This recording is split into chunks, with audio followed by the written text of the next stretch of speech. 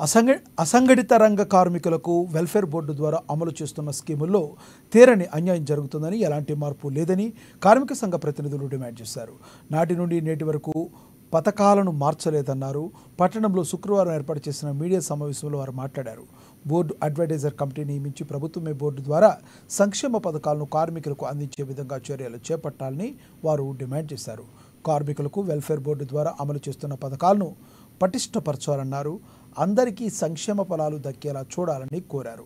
ప్రమాదవశాత్తు సహజంగా మరణించిన కార్మిక కుటుంబాలకు 10 లక్షల రూపాయల ప్రమాద బీమా సౌకర్యాన్ని కల్పించాలని వారు డిమాండ్ చేశారు.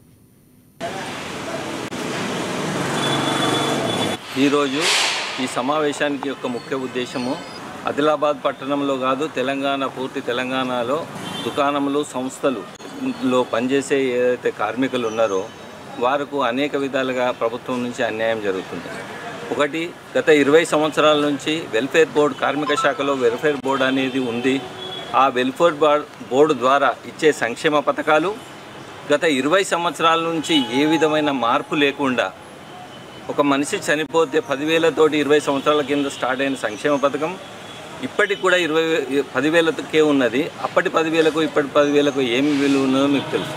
అంటే మనం ఒక ప్రభుత్వాలు కార్మికులను ఏ విధంగా చిన్న చూపు చూస్తున్నాయి అనడానికి ఇంతకన్నా నిదర్శనం లేదు. వీళ్ళ దగ్గర యూనిటీ లేదా? ఎందుకోసం వీళ్ళని ఇంత 20 సంవత్సరాల నుంచి ఒక సంక్షేమ పథకాన్ని పెంచకుండా అదే విధిగా కొనసాగించడం ఎంత అన్యాయం. ప్రభుత్వం ఏదైతే అన్యాయంగా కార్మికుల మీద ఇది చేస్తుంది, దానికి కారణం నేను కార్మికులను కూడా ఒకటి అడుగుతా.